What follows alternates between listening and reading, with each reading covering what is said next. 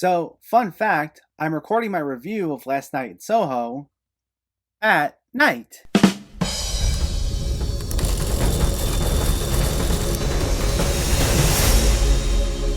What's going on, everyone? Welcome back to my channel. Today we're talking about a film that I'm a little late to getting to, Last Night in Soho. Before we begin, let me know in the comments what your thoughts on this movie were, if you already saw it, or if you were planning on seeing it, and make sure to hit that thumbs up button if you like these reviews, as it helps me out immensely by getting my content out there. And if you're new here, I hope you consider hitting that subscribe button so you can stay up to date with reviews of new releases, older films, hidden gems, and so much more on a near daily basis. But let's jump right into it, and let's talk about Last Night in Soho. This stars Thomasin McKenzie as Ellie, an aspiring fashion designer who is mysteriously able to enter the 1960s, where she encounters a dazzling wannabe singer named Sandie, played by Anya Taylor-Joy. But the glamour is not all it appears to be, and the dreams of the past start to crack and splinter into something darker. Edgar Wright's latest is yet another movie delayed a year due to the pandemic, and it was one I've been eagerly awaiting for the past 2 years. I had included it in both my most anticipated movies of 2020 list as well as my 2021 list. And I gotta say,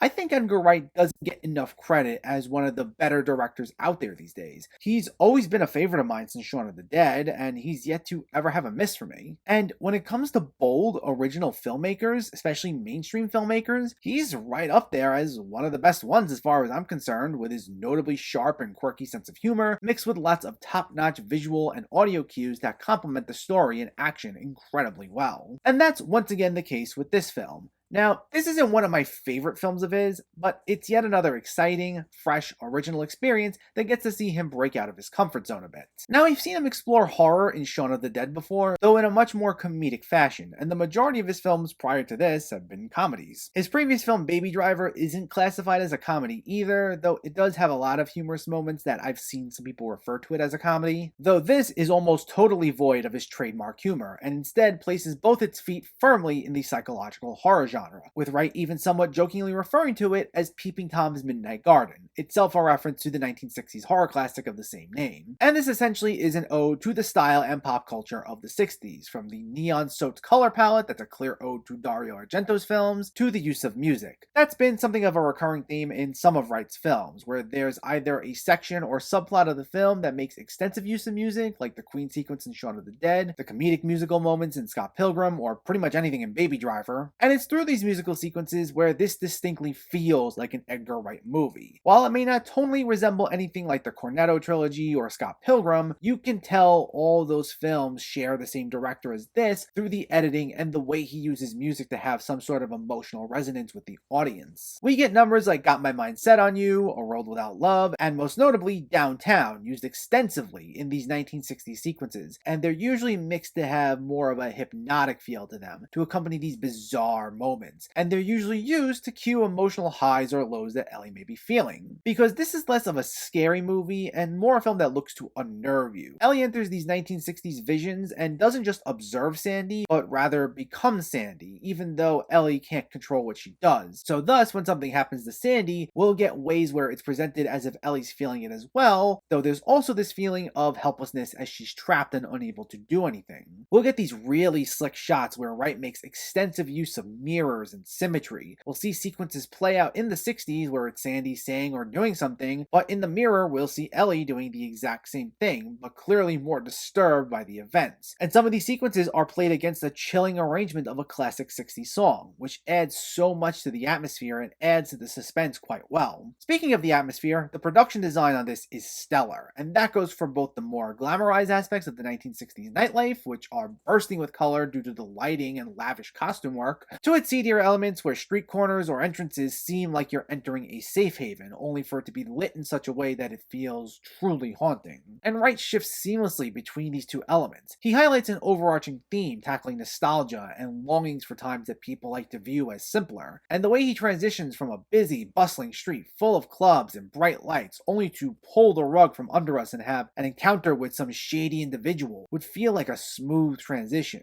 In particular, whenever we saw Matt Smith in a very slimy change of pace as Jack, a man who Sandie initially partners up with, only for us to realize that he has much more sinister intentions. And while these sequences in the 60s have so much going on, at the center of it all is Thomasin McKenzie, who is just fantastic here. This is yet another stellar performance to add to her already impressive resume, giving us a truly compelling character who gets swept up in this bizarre yet frequently engaging mystery, and we see the toll it takes on her as she tries to use this to achieve her own dreams. And she's supported by a great cast of characters, with Anya Taylor-Joy also being solid. I do feel like since she's more of an observer in her world, we don't quite connect with her as much, so she's not quite as strong here as McKenzie, but she still brings a lot of weight to the material and we still care for her, especially as we continue revisiting these visions. In the present day, we also get Terrence Stamp as a mysterious figure named the Silver-Haired Gentleman, with whom Ellie has some tense encounters, and he's just a welcome sight as someone who we don't get to see all too often these days in newer releases, and while he's not always the most consistent presence within the movie, he does add a lot to the tension when we see him. Plus, we get a stellar turn from Diana Rigg as Ellie's landlady in what's unfortunately become her final film role,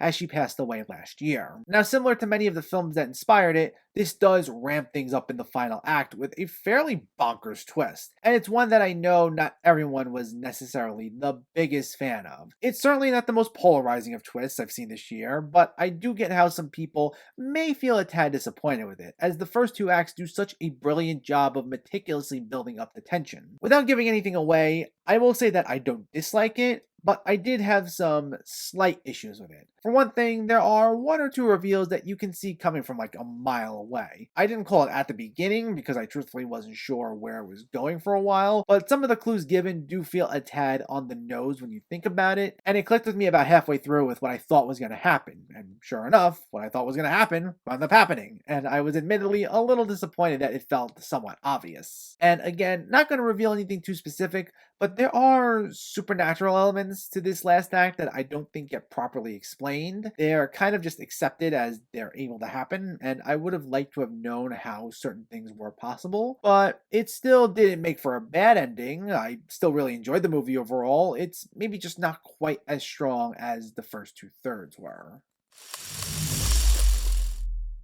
Last Night in Soho is another win for Edgar Wright, and it also shows he's far from a one-trick pony. He takes a lot of his distinct visual and audio trademarks to craft an intriguing, engaging mystery that's bound to unnerve you. It acts as a love letter to 60s pop culture while also managing to subvert expectations in all the right ways. And while it doesn't end on quite as strong of a note as it began, it's still a great film overall and one of the better horror movies of 2021. Last Night in Soho gets an 8 out of 10. So let me know, did you see Last Night in Soho, or are you planning to see it, and what were your thoughts? Was this one of your favorite Edgar Wright movies? Was it one of your favorite horror movies of the year? Let me know in the comments below so we can discuss. Also, if you enjoyed this video, please like it and share it, and for more movie reviews and film discussion, please make sure to hit that subscribe button to stay updated. Thanks for watching everyone, and keep having fun with film.